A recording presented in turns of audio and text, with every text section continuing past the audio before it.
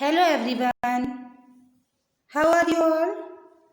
I hope you all are fine at your homes. So, welcome to today's class. आज हम पढ़ रहे हैं social science. The name of our book is Our Environment. हमारा पर्यावरण. सो हमारा पर्यावरण जो ये बुक है ये है जियोग्राफी क्लास 7th की. तो आज हम क्या पढ़ रहे हैं? आज हम पढ़ रहे हैं क्लास 7th की जियोग्राफी की बुक जिसका नाम है आवर एनवायरनमेंट और जिसके 2 चैप्टर हमने पहले ही कर लिए हैं. आज हम स्टार्ट कर रहे हैं अपना 3rd चैप्टर और हमारे चैप्टर का नाम क्या है? आवर चेंजिंग अर्थ, हमारी परिवर्तित पृथ्वी.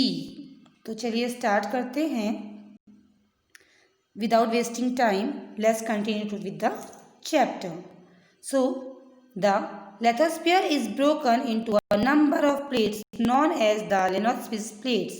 जो लिनोस्फीयर है वो टूट गई बहुत सारी प्लेट्स के अंदर और जिनको क्या कहते हैं? As the lithospheric plates.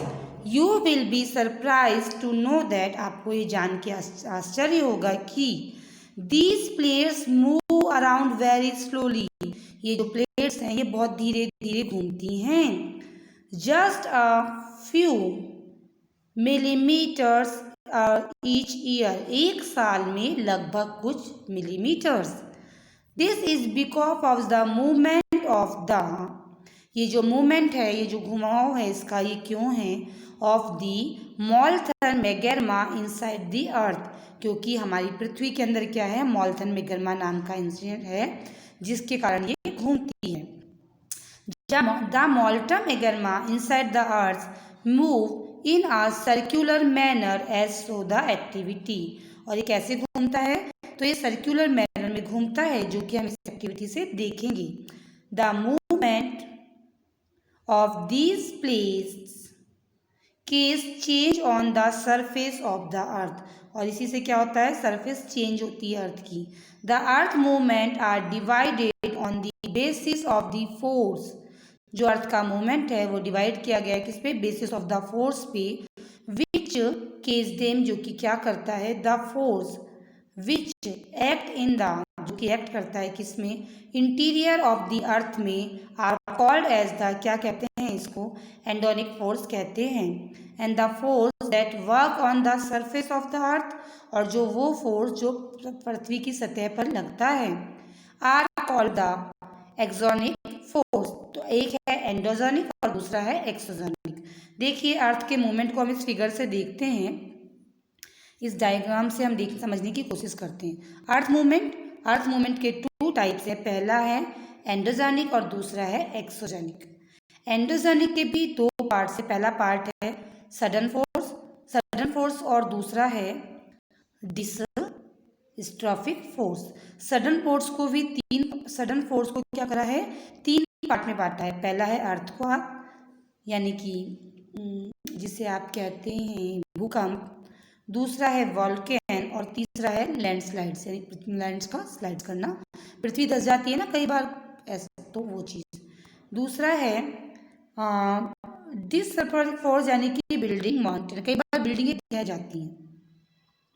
आप देखिए एक्सटर्नल फोर्स के अंदर एक्सटर्नल एंड द डिपोजिटल. तो इसमें क्या होता है? रिवर आती है, वाइंड आती है, सी वेव्स आती है, ग्लेशियर्स आती है. तो ये हो गया इसका second part.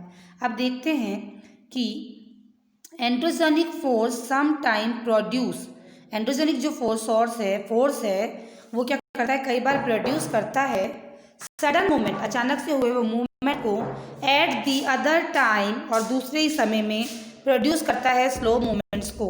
Sudden movements like earthquake and, जो सडन मूवमेंट्स है जैसे कि क्या है? Earthquake and the volcano causes the mass distribution over the surface of earth. तो जो पृथ्वी मतलब जमीन धंस गई, अचानक से अर्थक्वेक आ गया, मास का डिस्ट्रीब्यूशन, कोई टुकड़ा के टकरा गया, तो दीज थिंग्स आर सडन, अचानक से होता है. ऐसे क्या नहीं होता ना भाई कि हाँ कल, जैसे हम पर्यावरण के बारे में कहते हैं, जैसे हम मौसम के बारे में बात करते हैं तो हम क्या कहते हैं कि संभावना है कि कल बारिश होगी. That is may be possibilities कि शायद कल बारिश हो जाएगी. या नहीं भी होगी। तो दीज आर पॉसिबिलिटीज, यानी अपन पहले से अनुमान लगा सकते हैं, पर वो चीज़ें जो अचानक से हो जाती हैं। भूकंप अचानक से आता है, भूकंप को अपन कह नहीं सकते कल भूकंप आएगा, परसों भूकंप आएगा, नहीं।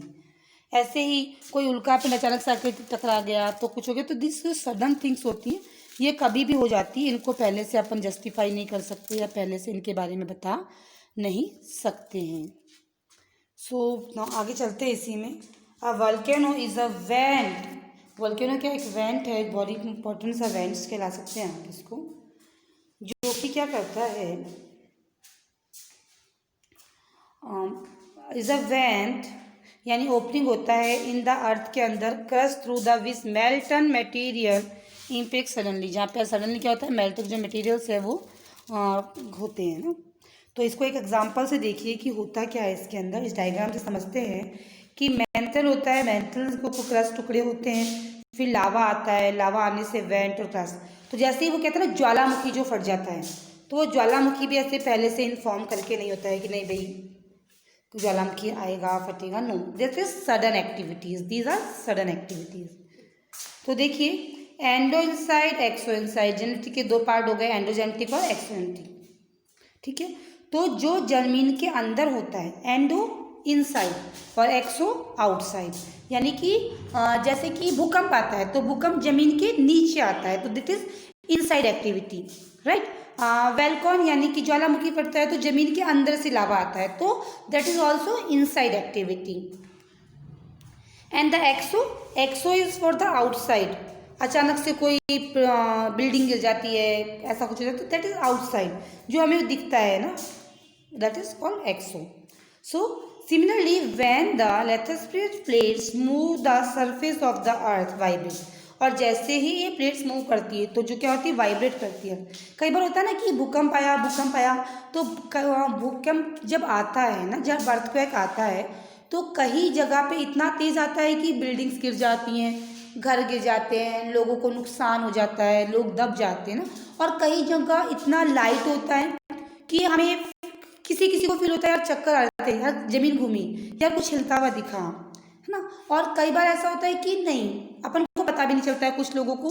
तो दीज आर के movement of earth, so earth के वाइब्रेशंस फील होती है, कैन वाइब्रेशंस ना, the vibrations can travel, vibration travel करती है ऑल अराउंड अर्थ, पूरी पृथ्वी पे। These vibrations are called earthquake, इनको क्या कहते हैं, अर्थक्वेक कहते हैं। The place in the crust when the movement start is called the force, और जहाँ पे से क्रस्ट का मूवमेंट स्टार्ट होता है तो कहते हैं focus. And the place on the surface about the focus is called, और जो फोकस हमें जो फोकस हमें जो पृथ्वी की सतह पर हिलता हुआ दिखता है, इसको क्या कहते हैं, इसको कहते हैं एपिसेंटर, ठीक है। तो vibrations travel outwards from the, vibration क्या करता है, आउटवर्ड्स करता है, from the epicentre as wave, greatest damage is usually closest of the equatic and the strength the earthquake decrease away from the center। तो जिस जगह पे ये फोर्स ज़्यादा होता है वहाँ पे लॉस भी ज़्यादा होते हैं, वहाँ पे नुकसान ज़्यादा होते हैं वहाँ पे, क्योंकि इसकी क्या होती है, इसकी कंसिस्टेंसी, इसकी स्ट्रेंथ ज़्यादा होती है। और जो जगह वहाँ से दूर होती है उस सेंटर से, वहाँ पे इसकी एफिशिएंसी, इसकी स्ट्रेंथ भी कम होती है। देखिए अर्थक्वेक के टाइप के बाद देखिए, these are the type of the earthquake waves. P waves for the longitudinal waves, S waves for the transversal waves, L waves is the surface of the waves. Try to find out the priorities of these waves, तो हम इनकी priorities के हिसाब से इनको बाद में देखेंगे कि क्या है। तो these are our today's topic, we have done first part of our chapter. I hope you all understand this. We will meet soon in our next class with the second part of this chapter. Till then, take care of yourself, keep studying, and if you have any kind of the query related to this chapter, you are feel free to ask me in the comment section. कोई भी problem है chapter से related, कुछ भी आप मुझे पूछ सकते हो. Okay, till then, thank you so much, love you all.